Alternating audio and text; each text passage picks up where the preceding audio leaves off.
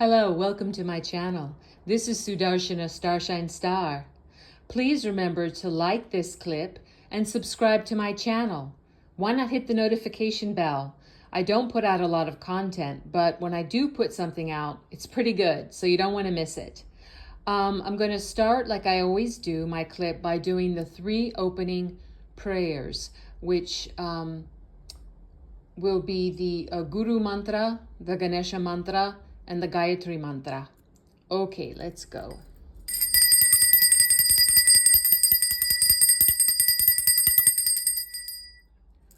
Om, Om, Om. Guru Brahma, Guru Vishnu, Guru Devo Maheshwaraha, Guru Sakshat Parabrahmam, Tasmahi Sri Guruvena Namaha. Om Suklam Bharataram Vishnum Sashivarnam Chaktobhujam Prasanavaranam Dhyaye Sarva Vignopashantaye. Om Bhur Bhuva Suvaha Tat Savitur Varenyam Bhargo Devasya Dhimahi Dhiyo Yo Naha Prachodayat. Om Shanti Shanti Shantihi. The image that I'm showcasing here today, this beautiful image, is of Heidekin Babaji, who is said to be an incarnation of Maha-Avatar Babaji of the Himalayas.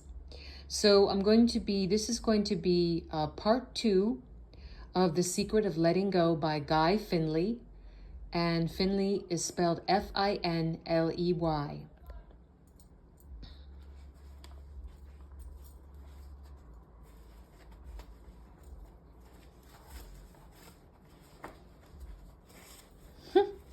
Excuse me. Okay. Lift yourself into a brand new world. Does a brand new world really exist? Only if you know where to look. What direction should I take? Look to yourself. Within each of us, there is an expansive world of thoughts and feelings whose movements determine how we perceive and experience the world outside of us. While this inner world of thoughts and feelings may not directly bring us what we see, it does profoundly influence how we see our world of relationships and events. This is one of the deeper aspects of an idea we discussed in an earlier chapter about how the inner determines the outer. In other words, we are seeing the exterior, but experiencing the interior. One simple example of how this works is whenever our heart is heavy or troubled. Whenever we happen to feel this way, everything else around us tends to appear equally dark. But there are far deeper implications to this important insight.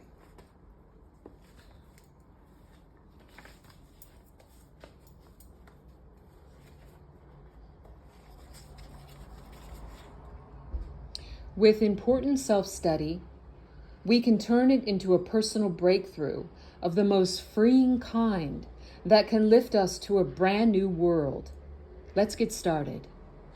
All of us have felt, at one time or another, trapped in our own life. During these periods of heightened unhappiness, one thing seems clear. The only reason we haven't realized our great potential is because we're being held back. There is some unpleasant person, an inescapable condition, some unwanted place in life where we got stuck. So over and over again, we plan our great escape. And over again, we find ourselves either having gone nowhere or back where we started from, both results being the same. For all of our efforts, nothing really changes. New loves, new jobs, even new homes change only the walls that surround us, not our feelings of being imprisoned. We sense that all we have done is changed cells. We mustn't fight with or in any way fear this shocking conclusion. We mustn't fight with or in any way fear this shocking conclusion. Why? Because this temporarily disturbing discovery about our actual condition contains a crucial insight. It was never that person or circumstance that was blocking our moment in the sun. No. In spite of how things may appear to us, we are never trapped by where we are. The trap is always who we are. Here is a short summary of this new and unusual self-discovery. When you run into a personal obstacle, you have not run into an outer condition that is denying you happiness. You have run into your own present life level. Your secret power of self-disconnect. Your level of being is what determines where you are at any given moment, because your experience is always who you are. Let me repeat this. For better or for worse, you experience who you are, not where you are. Here are a few more examples to help you see this important idea. All of us have felt lonely in a crowd, out of place at a family gathering, frightened in a loved one's arms, depressed at a party, crowded even though alone. When you hear someone say, "I'm sick and tired of it," what they are really saying without realizing it is that they're sick and tired of suffering from their own lack of understanding.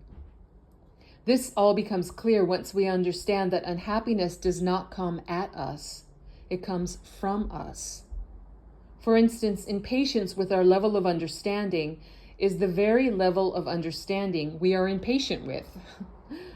The understanding of this spiritual principle allows us to disconnect ourselves from our impatience. Life becomes instantly better. For one thing, the frustration fades. In its place, learning flowers. And the more we inwardly grow, the easier our whole life flows. This new idea of acting to deliberately disconnect ourselves from whatever we think has blocked us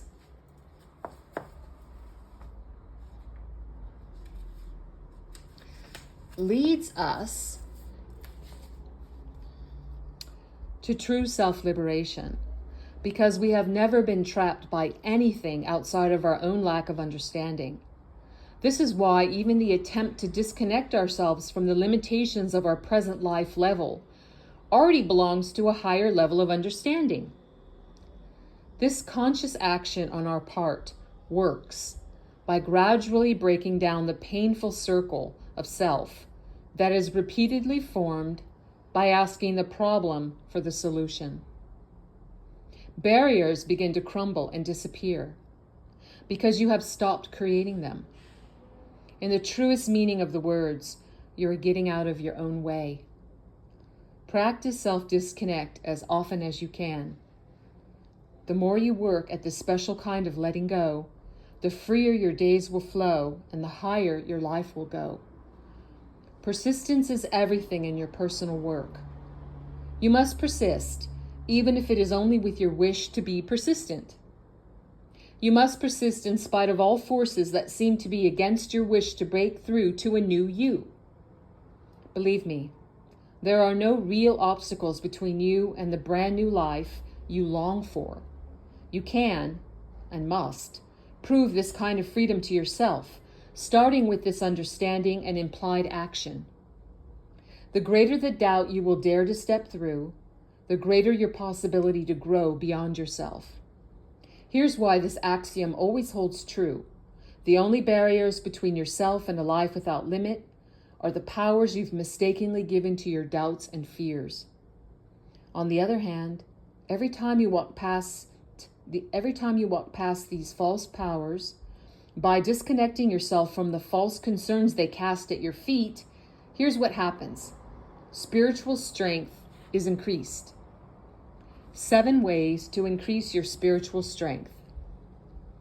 What is spiritual strength? It can be said in dozens of ways, but for now, let's put it like this. It's knowing you don't have to compromise yourself in any way, with anyone, over anything, in order to be content, confident, and secure in life. Here are 7 proven ways to increase this new kind of spiritual strength.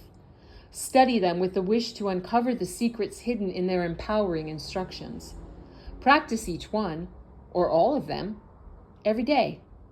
You'll see that with the very act of disconnecting yourself from the fears and doubts that compromise your life, you are reconnecting yourself to a new kind of power that never leaves you alone in your hour of need. Number 1, refuse to revisit your own past for a way out of any present problem you face. Number 2, say no to anyone or anything that you fear saying no to. Number 3, never explain yourself to anyone out of fear they may misjudge you.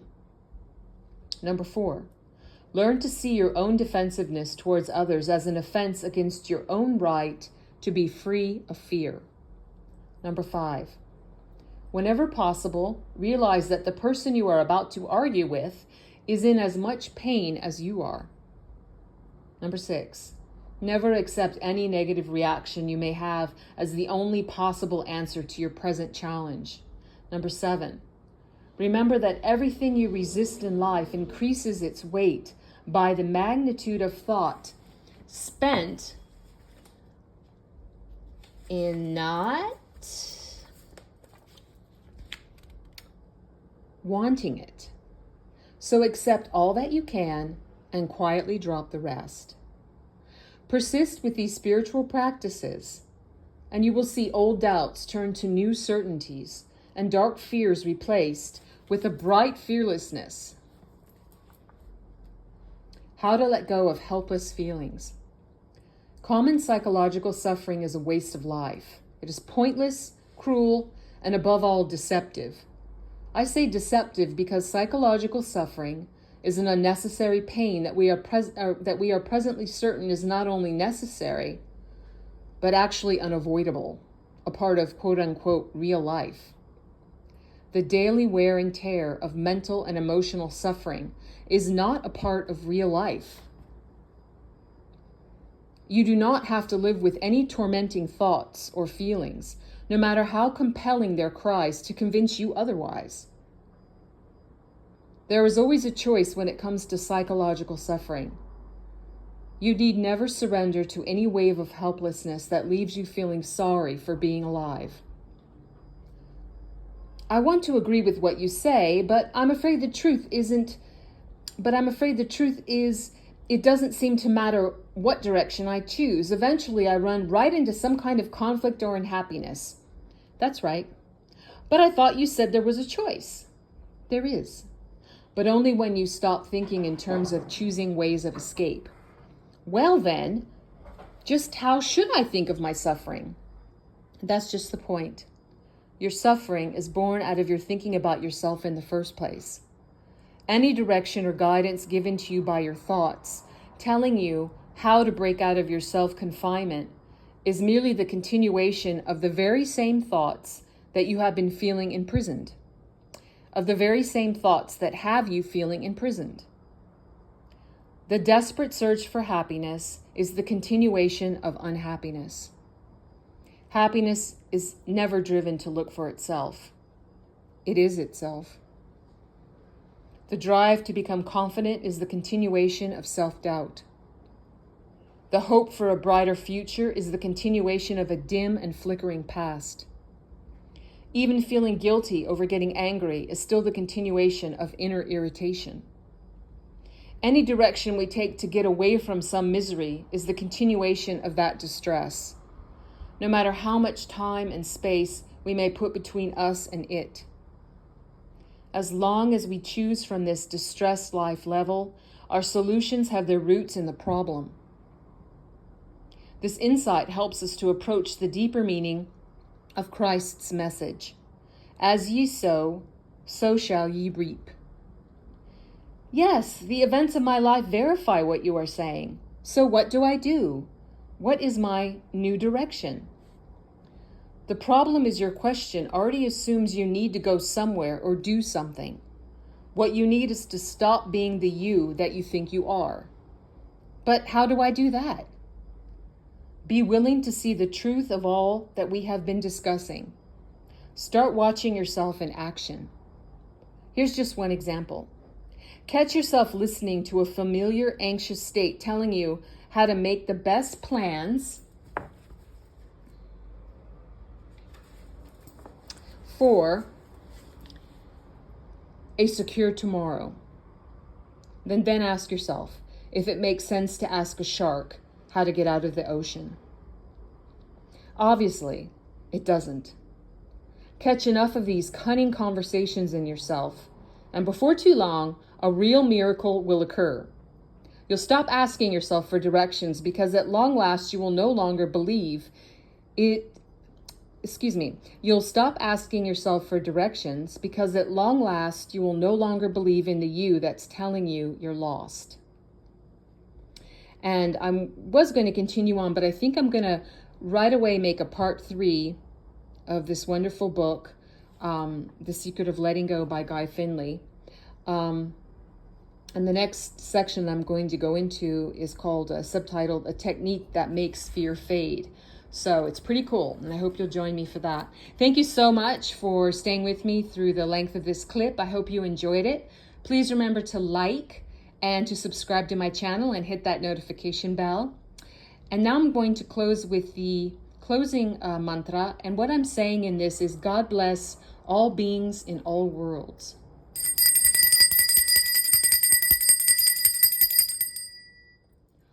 Om, Om, Om. Loka samasta sukhino bhavantu. Loka samasta sukhino bhavantu. Loka samasta sukhino bhavantu. Om Shanti, Shanti, Shanti. Peace, peace, peace. God bless you and yours now and always. Thank you so much. Goodbye for now, and I'll see you very soon.